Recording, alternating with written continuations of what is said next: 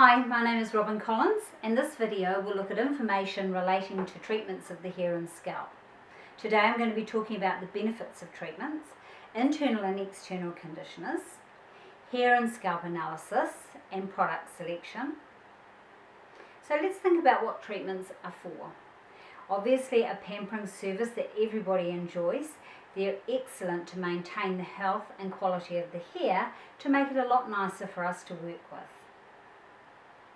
They're great as an add-on service to build your clientele and expand your service range as well. So that's something for young stylists to think about when they're learning and developing the knowledge of treatments. If you were to talk to a client about the benefits of treatments, you would talk about the quality of the hair's condition being improved, primarily the health of the hair and the health of the scalp.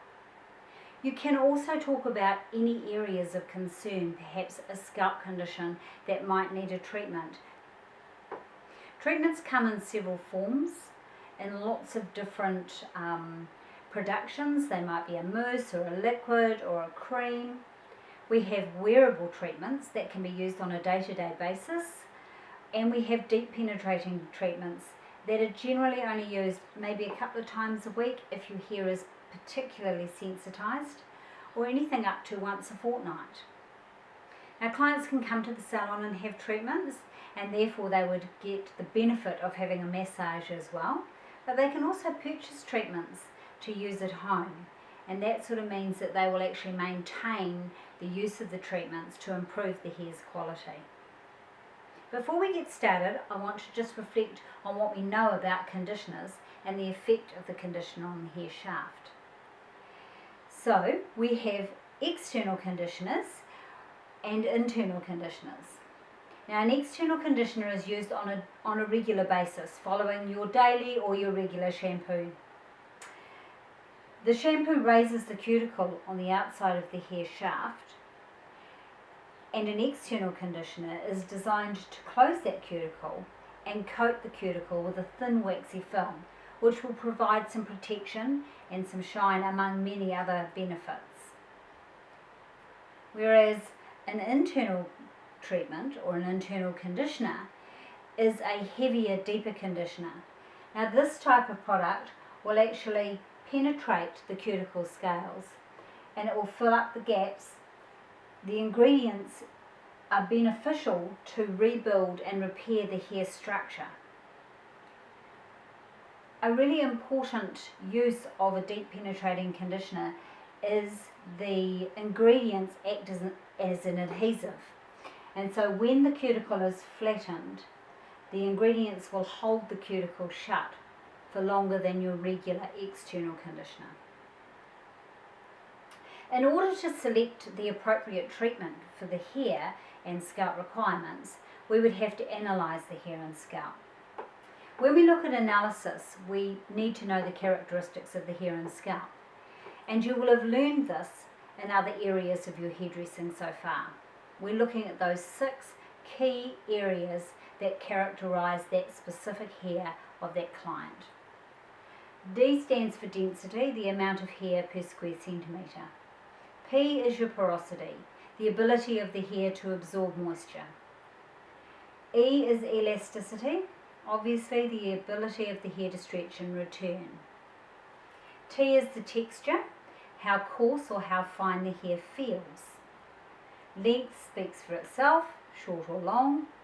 And S stands for the state of the hair and scalp overall. Is it chemically treated? Is it particularly sensitized? Once we've assessed the hair and scalp, we need to look at the key areas that we would like to target. And once we have determined that, we would then look at what products we would select and what treatments we would provide for the clients. If a client's hair was dry, for example, you would recommend a hydration treatment. If the client's hair was weak or split or breaking, we would look at protein to make the hair strong. If the hair was sensitized or damaged, we may need to combine that. We might need hydration and protein. And there are products that combine both of those ingredients to actually target that particular need.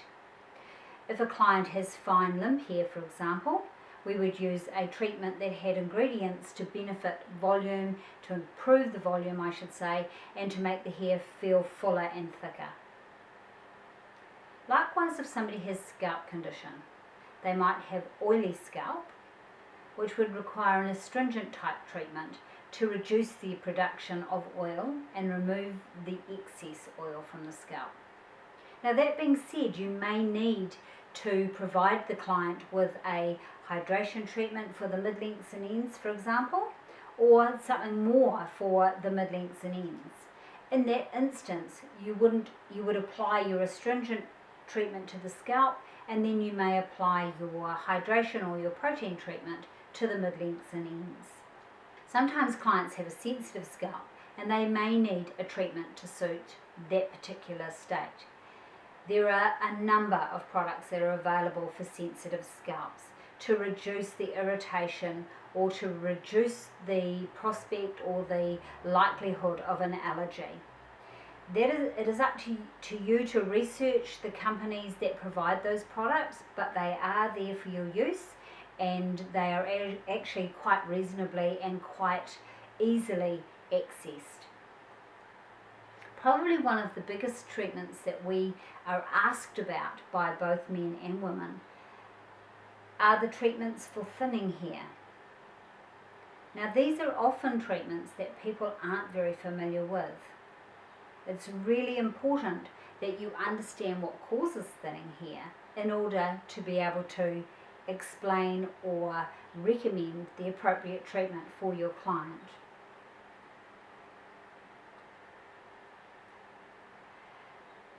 There are a number of causes of hair loss. That can be caused, or thinning, it can be caused from genetic conditions, hormonal conditions, medical conditions, stress, diet. Personal care is a contributor to thinning hair or hair loss, and particularly with our males, they often think, oh no, I've got thinning hair, and they don't look at how they're looking after their hair. It's quite common, for example, for a male to leap in the shower and use his body wash to wash his body and his hair. And often these are soap-based products, which, as we know, are quite harsh on the hair. Our guys are often very vigorous with their massage as well when they shampoo their hair, which can also, if they have fine hair, cause the hair to become weak and brittle and break the hair off. I think it's really important that we actually educate our clients in how to maintain and look after their hair to avoid hair loss and thinning, as much as it is important that we actually recommend the treatments for hair loss and thinning hair. So if we, for example, have a look at guys that jump in the shower and use a body wash to shampoo their hair and scalp, and then they rub the living daylights out of their scalp to actually make sure it's super duper clean. If they have fine hair, that friction causes damage. I'm just going to give you a little example of that. So I have my little whiteboard marker here, and if we have a look at, if we do this with our thumb and forefinger, we actually create the shape of a hair follicle. And if we imagine that this pen is a hair strand coming out the hair follicle, if you rock that hair strand too vigorously and it's already weak, dry and brittle, it will break really easily, and it will break off at the scalp. Now this can cause hair to feel thin. There's also other theories which are really useful to think about as well with our guys that use a lot of product on their hair. So they want to put their hair in place and they don't want to do anything with it, so they tend to use really heavy products. If you think about the hair shaft growing out of the follicle, and you end up with product buildup around the mouth of the follicle, as that product builds up, it confines how wide the mouth of the follicle is. That combined with excessive friction and rubbing and brittle hair to snap the hair off will only leave a fine mouth of the follicle for the new hair when it grows to grow out of. So as the product builds up around the mouth of the follicle, there's less space for the hair to actually come through. Now in some cases, the theory is, it can actually cause the hair to grow slightly thinner because it's restricted in its room to actually grow out of the follicle. And so in that, when the new hair grows and it's thin and fine, combined with wearing hats, rough treatment, really drying products or soap-based shampoos used on this very fine, sensitive hair, that can also cause hair to actually thin or break off. I think the key area with male hair loss is hormonal and genetic male pattern baldness. Understanding this is probably something that's a little bit easier for a more mature or a more experienced stylist. I'm going to talk very, very briefly about what causes male pattern baldness, and then I'm going to talk about the treatments that are available for this.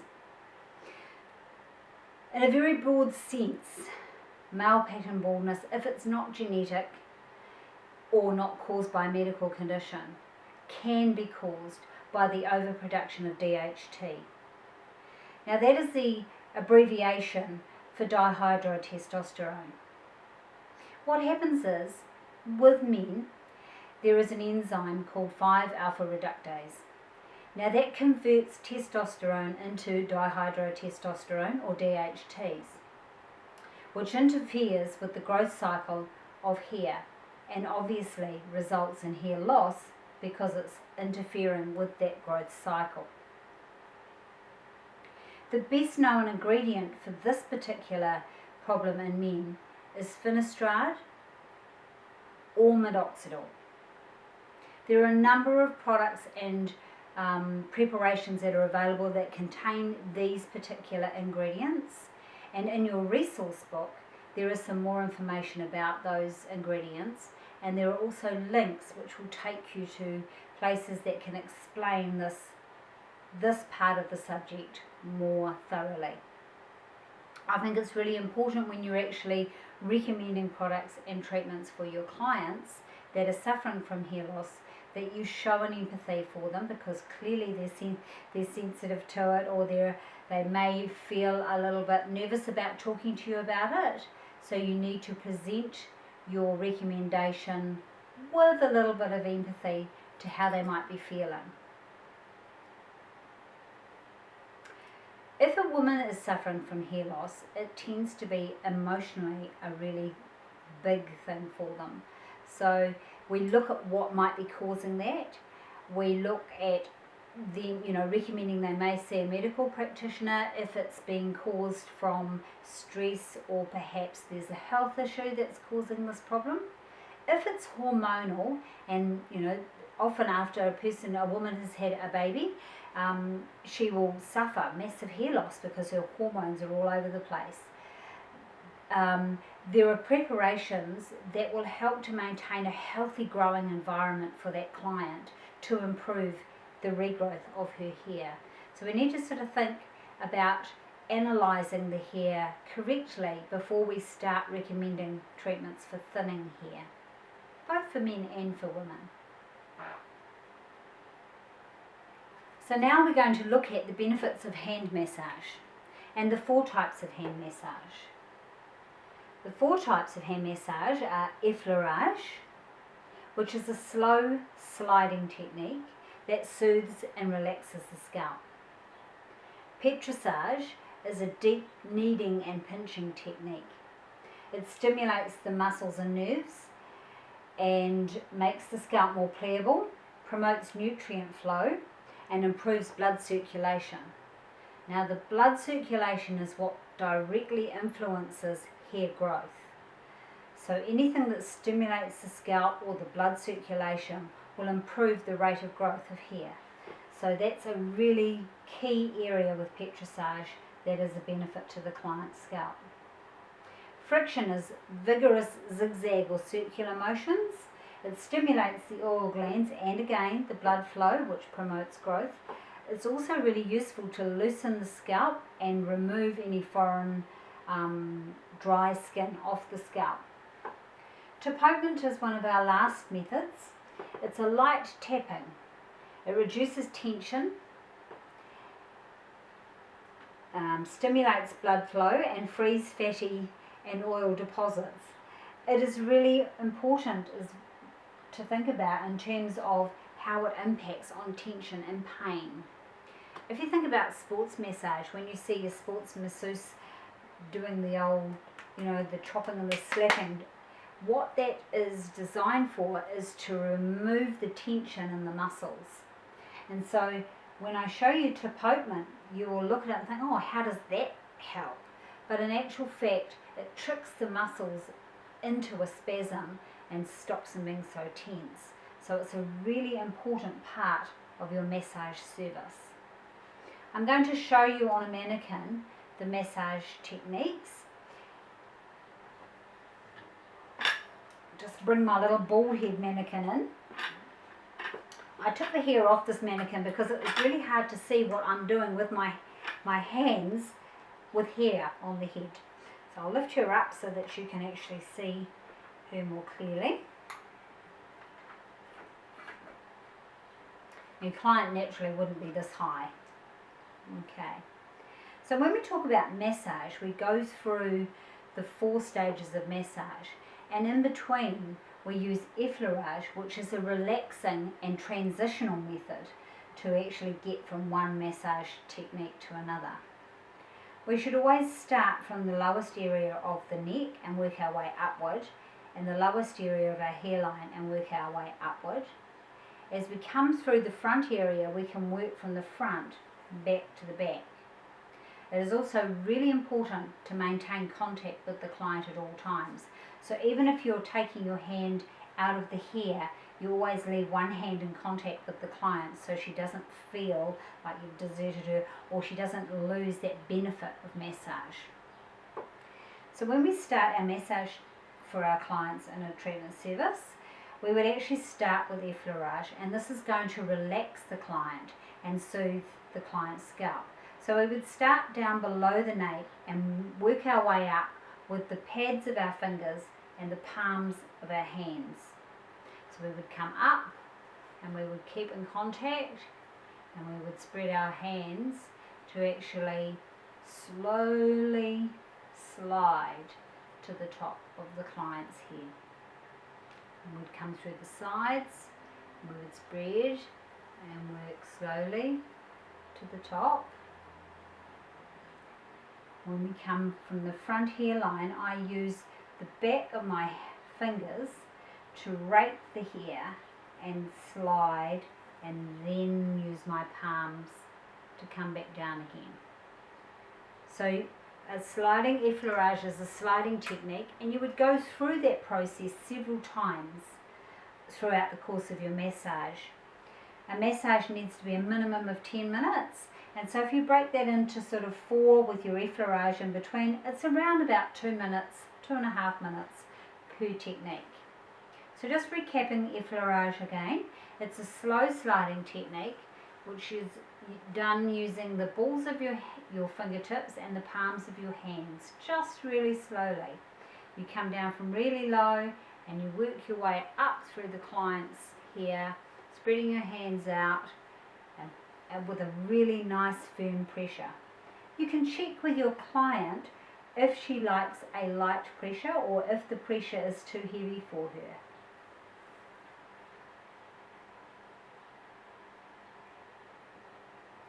From there, you would maintain contact and move into petrissage, which is a deep kneading and pinching. So you're using a much firmer pressure and you're working in slow circular motions, pinching the scalp between your fingers. Again, you're following a similar pattern where you're working from the bottom to the top and then from the front to the back. So again, circular motions, pinching and kneading the scalp, working from the lower areas up to the top. Clients love a good massage. Between each massage technique, you would just gently slide through using your effleurage to transition the client between the techniques and just to maintain that relaxation. After petrissage comes friction. Now this is a much more vigorous technique using just the pads of your fingers. You can work in zigzags or you can work in circular motions, but should start at the nape and work up, the lower hairline and work up, the front hairline and work back. So we would work in quite vigorous zigzag and a good firm pressure.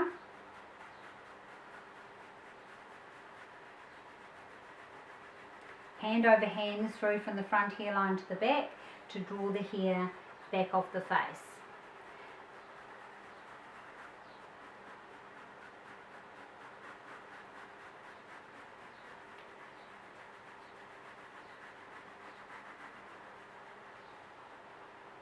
If we were to use circular motions, we would follow the same process, but instead of being a zigzag, we would simply be working in faster circular motions. So we don't want to be rocking the client's head all over the place, but we do want it to be quite vigorous because it's the vigorous friction that creates the stimulation for the blood flow. And as I said earlier, blood flow produces growth. So a circular or a zigzag motion is how petrissage is completed. Once you've completed your 2.5 minutes of massage using your friction, then you would just use your effleurage just to bring the client back down and to keep that level of relaxation. Tapotement is a technique that you need to stand side on to the client to produce. So work sideways this way so that you can see. Using the side of your hand or your fingertips, you're going to just tap your way throughout the head. If you use your side of your hand like a chopping sort of action, like that action, you need to just make sure you relax your little finger there so that it's just not really too hard. It will actually just act like a little shock absorber and a little bouncy springy tap and won't cause any pain. Whereas if you do that, it will be too firm and too hard. So if you're up to your tapotement, we always start at the nape and we work our way up and back down and up and back down and up. And then when we come round to the front of the head, we can actually use tapotement on the side while holding this as well, or we can use tapotement in this method. So I'll go through and show that to you.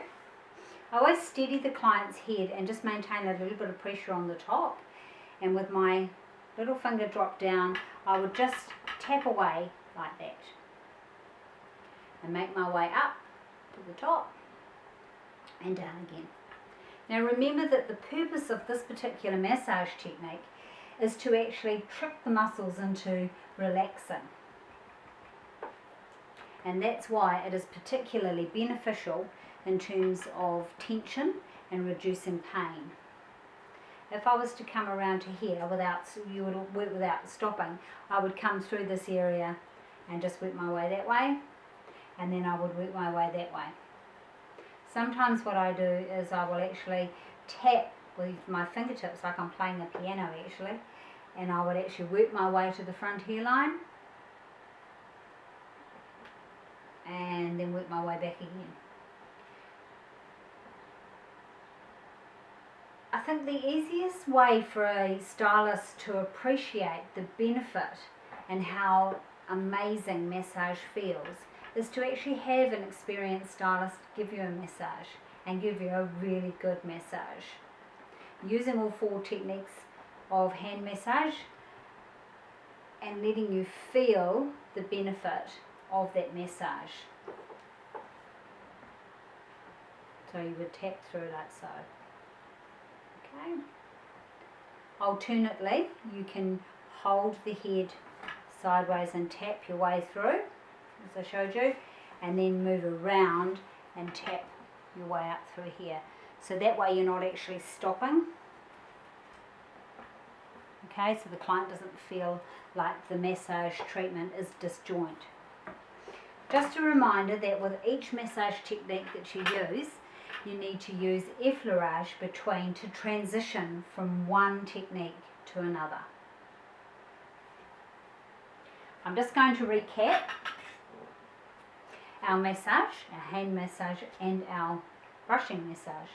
This one, brushing, is the easiest and simplest and fastest form of massage, and you can actually brush your own hair and feel the benefits, whereas when you're trying to give yourself a massage, it's very difficult to feel the benefits of hand massage. So brushing the hair stimulates the scalp, smooths the cuticle, distributes oil from the scalp to the hair ends. Effleurage is your slow sliding technique which soothes and relaxes the client.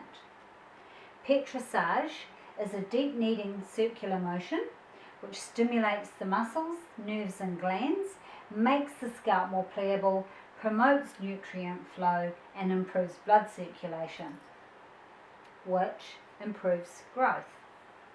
Friction is a vigorous, which means faster, circular or zigzag motion. It stimulates the oil glands and blood flow. It loosens the scalp and skin cells. Between each method of massage, you would bring in your effleurage. That takes us to tapotement, which is your light tapping and chopping. This reduces tension and pain of the muscles. It improves blood flow and frees fatty deposits or any oil deposits in the scalp. So if I was to go through a hand massage for a client, I always start with effleurage and then I go on to petrissage. I bring in effleurage to come between petrissage and friction. Go on with friction. When I finish with my friction, I bring in effleurage to come in between friction and tapotement. Then I would finish with tapotement. And finally, before I moved on with the processing part of the service, I would finish with effleurage. If you require any further information regarding massage techniques and the benefits of massage, you can refer to your resource book or any of the resources that are available at Inditech Online. And I'm going to just quickly go over a process overview. So if you were performing a treatment in the salon, as an intermediate stylist, you would consult with the client, analyse the hair and scalp and select the product required to address the needs of the hair and scalp for that particular client based on her hair and scalp analysis and based on your consultation and her needs. You would then prepare the hair for the service according to the manufacturer's instructions, and that may include shampooing, but it may not. You need to read your manufacturer's instructions and refer to them before you go on with the process. Then you would divide the head into quadrants and apply the product according to the manufacturer's recommendations or your senior's instructions. So you may apply from the roots to the ends, or you may apply only maybe a centimetre or two from the scalp, mid-lengths and ends, depending on what's happening with the scalp and what your senior has assessed is necessary. Not all treatments are applied directly to the scalp, and not all treatments are applied only to mid-lengths and ends. So you need to actually have a knowledge of the different ranges and the different products that are available, and you need to familiarise yourself with the recommendations the manufacturer makes for application. Following your application, a 10-minute massage at a bare minimum would be required, and it certainly as part of the service is really appreciated by the client. After your 10-minute massage, you may use hot towels to process the treatment, or you may use a thermal accelerator such as a Climazone, depending on what your manufacturer has recommended. Obviously, if you're recommending a treatment such as Finasteride, Propecia, Regain or Minoxidil, none of those require treatments. That being said, none of those require processing or heat. That being said, massage is amazingly beneficial for a client that is suffering from thinning or hair loss. Today we've looked at treatments of the hair and scalp. I've talked about the benefits of treatments. I've talked about internal and external conditioners. Internal penetrating the cuticle, external coating the cuticle. I've talked briefly about analysis, and you may need to revisit that in some of your other units if you are not familiar with it. I've talked about selecting products for hydration, for strengthening, for both protein and hydration for really sensitized hair. I've talked about astringent products for oily conditions of the hair and scalp. I've talked about calming products for sensitive or scalps that tend to react to perfumes or a lot of our products. I've talked about thinning hair for both male and female. So I'm hoping that this has provided you with some information that will help develop knowledge to provide a wonderful and fantastic service for your clients.